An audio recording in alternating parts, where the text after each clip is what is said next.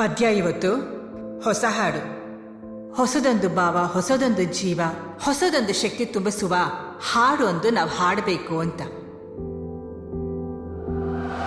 ನನ್ನ ಸುಟ್ಟು ಹೋದವಳೇ,